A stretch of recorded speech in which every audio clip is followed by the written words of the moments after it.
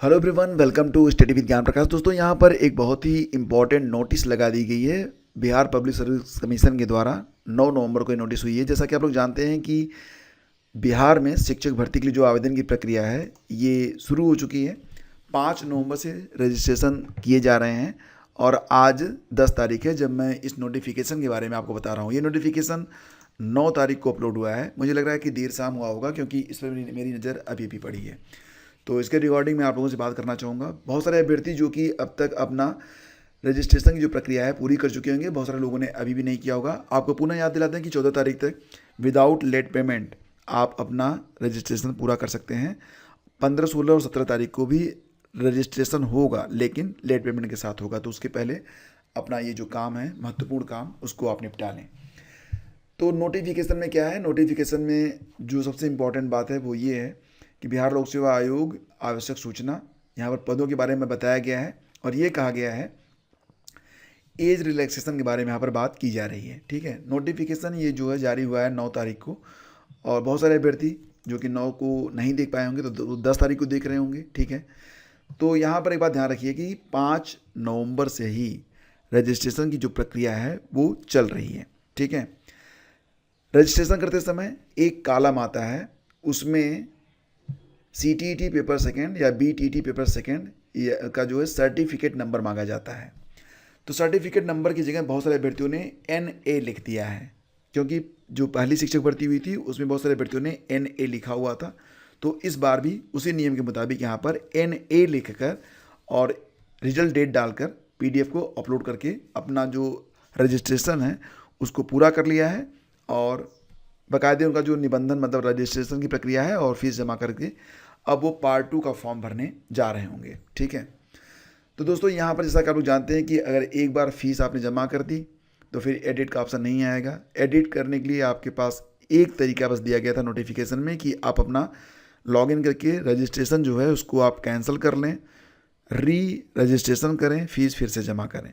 ठीक है, तो ये देखो, ये फ़ायदे की बात नहीं है क्योंकि यहाँ पर जो नियमावली है 5 दिनों के बाद उसमें कुछ संशोधन किया जा रहा है। तो इन 5 दिनों में, 5 तारीख के बाद 10 तारीख, 4-5 दिनों में बहुत सारे अभ्यर्थी, लाखों की संख्या में अभ्यर्थी जो हैं वो अपना रजिस्ट्रेशन कर चुके हैं और शिक्षक भर्ती 1.0 की नियमावली के मुताबिक कर चुके हैं।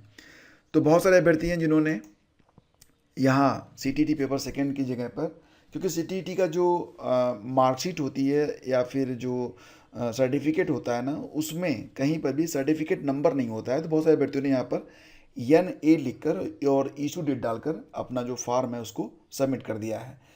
तो अब जो नई नियमावली है उसमें कहा जा रहा है कि CTET उत्तीर्ण उम्मीदवार प्रमाण पत्र या अंक पत्र में अंकित सीरियल नंबर और निर्गत तिथि अंकित करेंगे।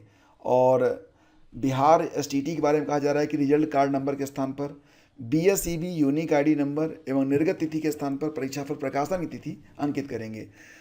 तो फिलहाल फ्रेंड्स, जो लोग अपना रजिस्ट्रेशन पूरा कर चुके हैं, जो यहाँ पर फॉर्मेट दिया गया है उसके मुताबिक, या फिर गलती से आपने यहाँ पर NA लिखकर ही अपना जो रजिस्ट्रेशन की प्रक्रिया है उसको अगर आपने पूरी कर ली है तो आपको घबराने की ज़रूरत कोई नहीं है। क्यों?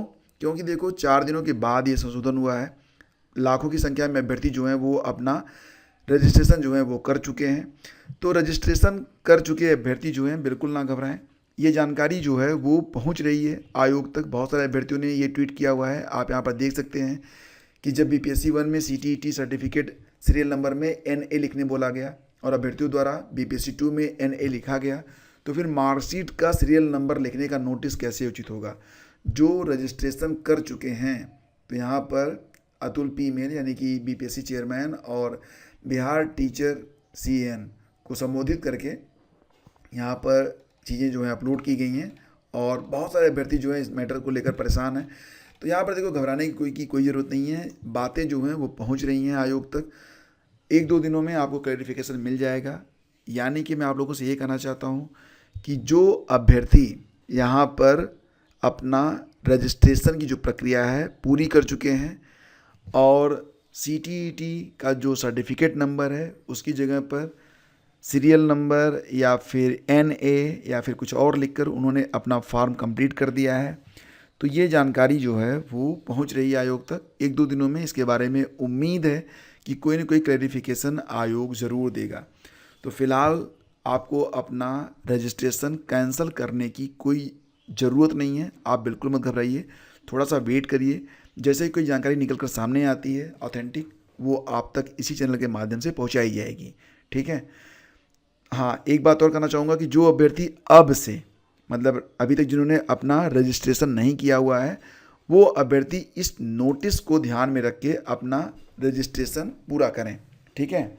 और जो अभ्यर्थी कर चुके हैं रजिस्ट्रेशन, फीस जमा कर चुके हैं, वो कैंसिल ना करें, वो वेट करें। उनके लिए भी कोई ना कोई यहाँ पर गाइडलाइन जारी जरूर होगी, या फिर हो सकता है कि एनए जिस फॉर्मेट में उन्होंने भरा हुआ है वही मान्य हो जाए, या फिर एडिट का ऑप्शन आ जाए। तो कैंसिल अभी मत कीजिए, ठीक है। यही कहने का मतलब है, जो लोग रजिस्ट्रेशन पूरा कर चुके हैं वो लोग अभी कैंसिल ना करें, और जो लोग अभी तक अपना रजिस्ट्रेशन नहीं किए हैं वो लोग इस नियमावली के मुताबिक करें।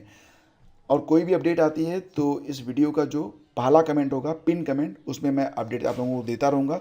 तो पहले कमेंट को आप लोग चेक करते रहिए। दूसरी बात यह है कि आप लोग एक काम और कीजिएगा कि हमारा जो टेलीग्राम चैनल है स्टडी विद ज्ञान प्रकाश, उसको ज्वाइन कर लीजिए। जो भी इन्फॉर्मेशन आएगी मैं वहाँ पर भी शेयर करता रहूँगा। Thank you so much. Please do like and share.